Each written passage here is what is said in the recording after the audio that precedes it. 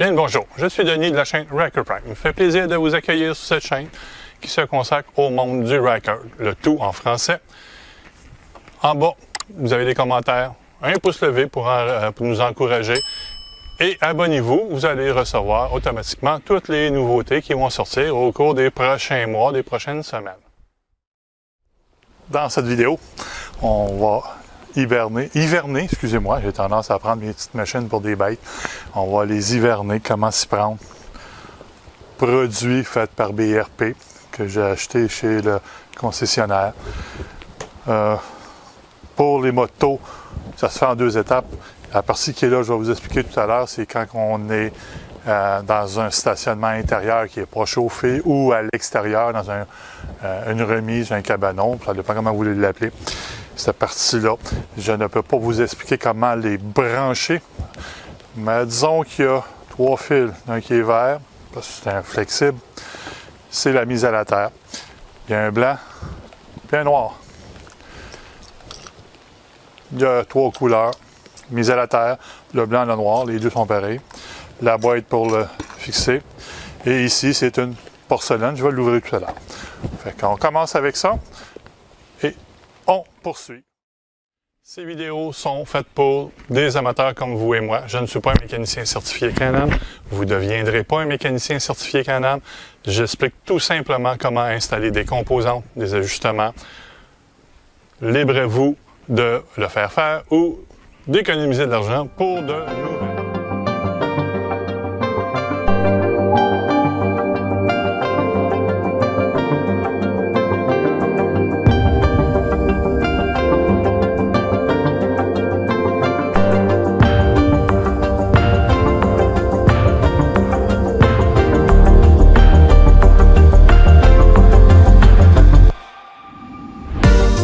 Suivez la vidéo jusqu'à la fin. S'il y a des pièces qu'on installe, je donne les numéros de référence.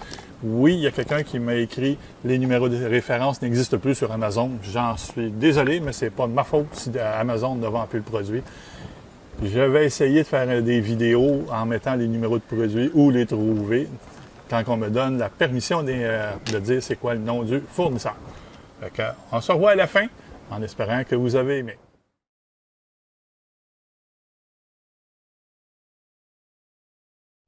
Maintenant, la préparation de la machine en tant que telle. Quel que soit l'endroit où vous allez l'hiverner ou le faire hiberner, il y a un produit qui existe, XPS de BRP. C'est fait par eux autres, ils ne pourront pas chialer s'il y a un problème. Moi, ce que je suggère, c'est qu'il y a une manière de le doser avec ça. Une demi-once, un quart d'once, facile à installer. On fait juste peser dessus, ça fonctionne. On le met dans le réservoir à essence. Une fois qu'il est rendu, on remplit le réservoir à essence jusqu'au bouchon. Il y en a qui vont vous dire oui, la moitié, l'année prochaine, vous allez pouvoir mettre du gaz nu dedans. C'est une solution. Moi, je ne l'aime pas. Ça permet à l'humidité en hiver de rentrer dans l'essence. Une fois qu'il est rentré dans l'essence, ben là, votre machine, elle va tousser, elle va tout faire, elle n'aimera pas ça, vous avez des problèmes. C'est comme un réservoir d'essence d'auto en plein hiver, l'humidité rentre dedans quand il est à moitié. Je le remplis jusqu'au bouchon, on fait rouler la machine 5 minutes, fait que j'emmène ça à la station d'essence, je le mets dans le réservoir, je remplis et ça va se brasser pendant 5 minutes, le temps d'arriver chez vous. Ça prend une demi-heure à arriver chez vous de la station d'essence. Libre à vous. Et après ça, on éteint la machine. Merci, bonjour. Elle est prête jusqu'à l'année prochaine au niveau de l'essence. Maintenant, au niveau des accumulateurs, les fameuses batteries des machines. Il y en a qui vont vous dire, moi, je mets un chargeur intelligent. Oui, j'ai des chargeurs intelligents pour mes deux machines. On en a deux, comme vous avez pu voir dans les autres vidéos. Mon amoureuse a la sienne, j'ai la mienne. On met un chargeur intelligent. Moi, c'est des accumulateurs, des batteries qui ont 10 ans. J'ai jamais eu de problème avec le chargeur intelligent. Ça a toffé 10 ans. Ce que je fais, je le charge 24 heures par mois. Fait que le dernier jour du mois, j'ai programmé mon agenda. À midi, il va me dire, va brancher, ou faites-le à l'heure où vous voulez. va brancher le système. Le lendemain, il donne un petit signal, me dire débranche le système. Fais juste enlever le 110 d'après le chargeur. Oui, c'est intelligent. Oui, ça fait tenir une charge. Le principe est le simple. Je suis électricien de formation. L'accumulateur, elle est stable. Si on la tient tout le temps au maximum, elle n'a pas le temps de descendre ni de remonter. Elle va prendre ce gap-là pour dire c'est ça, mon minimum et mon maximum. Moi, je le laisse descendre pendant un mois de temps. Un mois. Elle descend. Là, j'y remets une charge. Ça veut dire qu'elle oscille, la batterie. C'est moins dommageable pour eux autres. C'est comme une batterie d'auto. Si vous la laissez sans la faire fonctionner ou toujours sur la charge, à un moment donné, votre batterie va arrêter de tourner. Vous allez avoir des problèmes. Il faut la laisser descendre, mettre une charge, la faire remonter au maximum pendant 24 heures. Et vous allez avoir des batteries comme que j'ai avec mon bateau. La batterie, ça fait 10 ans que je l'ai. Elle n'a jamais fait défaut. Elle passe des hivers. Quand je mets ma moto, si elle est à l'extérieur, dans un stationnement intérieur ou extérieur qui n'est pas chauffé, j'enlève l'accumulateur, la batterie de là. On commence par enlever le fil rouge. On remet le bouchon sur le fil rouge, sur la borne, pour ne pas avoir de problème. Si vous n'avez pas de bouchon, prenez du duct tape, je ne sais pas le terme en français, là, un drôle de nom. Mettez-en sur la borne positive, enlevez le négatif, vous enlevez votre batterie, rentrez-la en dedans. Si vous la déposez dans une maison, un condo, mettez une planche de bois en dessous pour ne pas que l'humidité d'un plancher de béton puisse l'affecter. Si vous la mettez dans un petit cabanon, une petite place dans votre maison qui est au sol, mettez une planche de bois en dessous, votre batterie va toffer avec le chargeur intelligent, ce qui est le fun à l'intérieur d'une maison. Mais on passe, on enlève la prise, on remet la prise.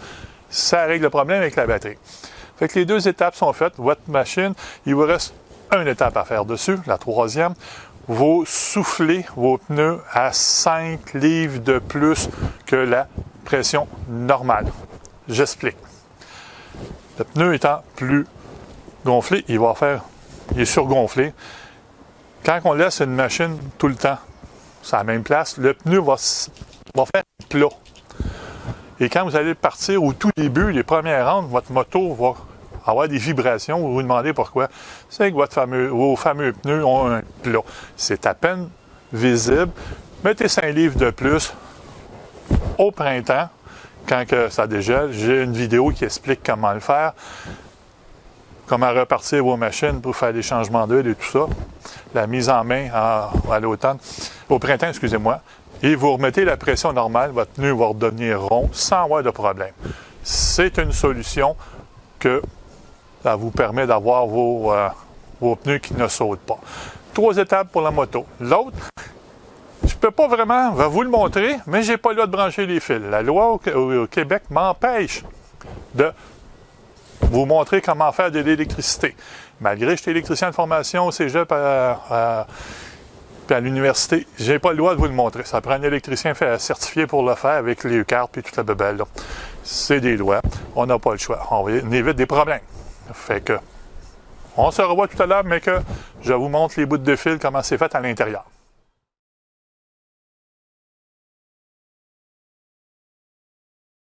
Les fameuses prises électriques.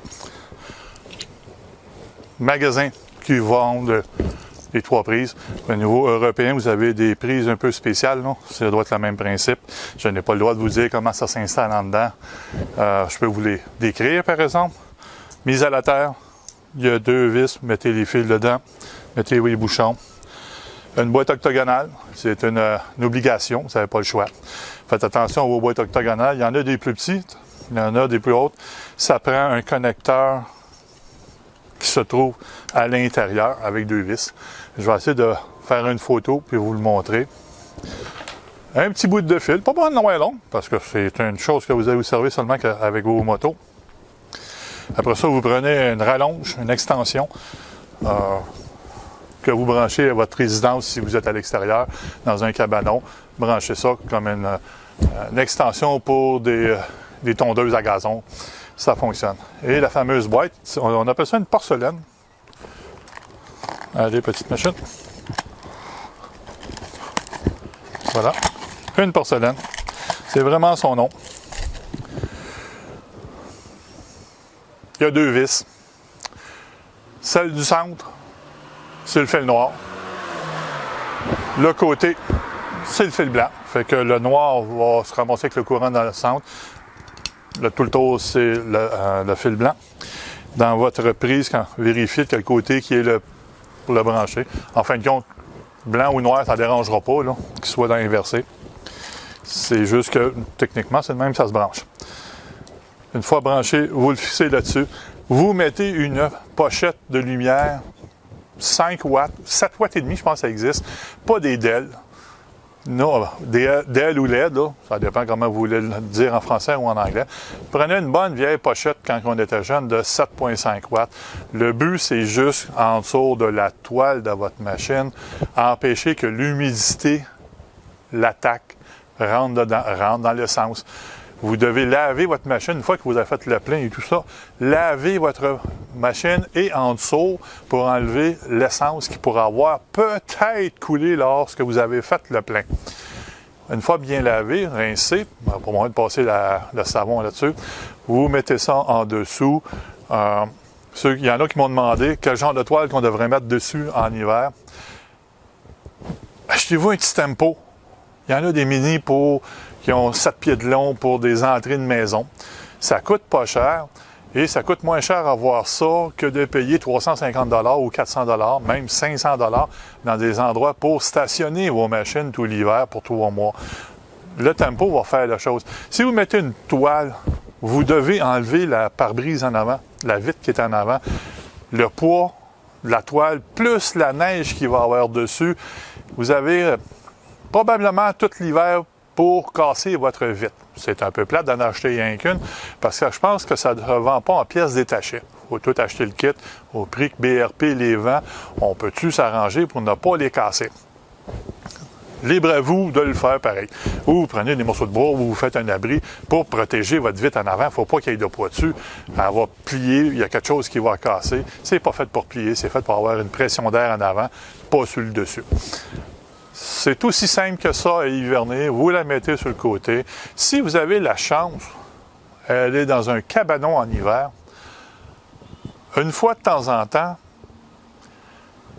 allez la bouger, avancer puis reculer votre moto.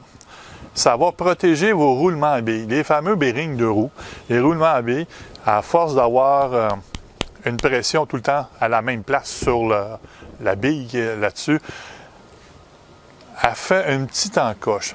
À la longue, la petite encoche, elle va rouler, puis elle va finir par user les roulements à billes, vos fameux bearings.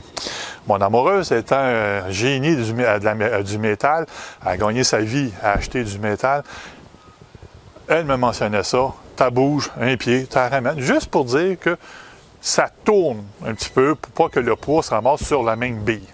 Parce que c'est un paquet de petites billes d'acier qui roulent entre 2 morceaux de métal.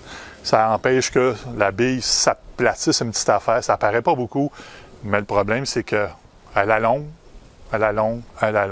ça fait un paquet de petites billes maganées et ça use les roulements à billes. Moi, je passe mon temps. Moi, ce qui est le fun, c'est que je la rentre dans un stationnement intérieur et je mets ma toile et ma fameuse petite lumière.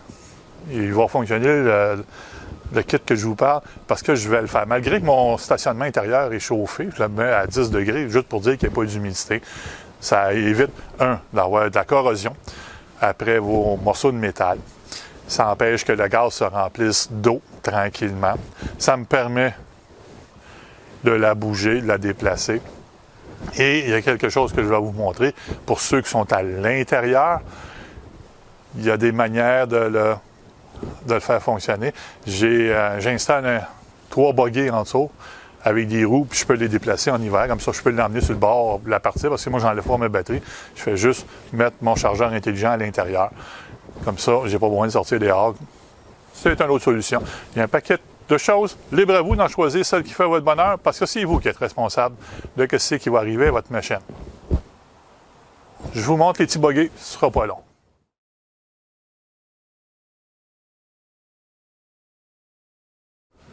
De retour. Il manque un morceau, j'en ai 2 comme ça. J'ai la place qui me manque, là, les 2 sont pareils. Fait que pourquoi ça casser la tête avec ça? Ce n'est pas fait spécialement pour les motos, des Ryker ou des Spyder, ça marche avec les 2. C'est fait pour entreposer ou déplacer des motoneiges, les fameux skidoo. Les skis en avant, la roue, le pont en arrière. Je mets ceci sur ma roue en avant. Je mets les roues en avant là-dessus. Facile à installer. On met après la roue, puis on le tourne, il embarque dessus. Je vais vous le montrer. Ça va sur le pneu d'en arrière. Le pneu d'en arrière, je me suis fait un morceau de bois pour en avoir plus large, pour que le pneu puisse dessus. Quand vous allez voir les déplacer, il faut être deux. Parce qu'il faut mettre les freins dessus pour pas que la roue en avant tourne. Ça tourne, elle se débarque à toutes les fois. C'est un peu ennuyant. Puis, je m'enrage avec ça toutes les fois. Fait que je demande à mon amoureuse, Madame Puce, de s'installer, mettre les pieds sur les freins de la machine.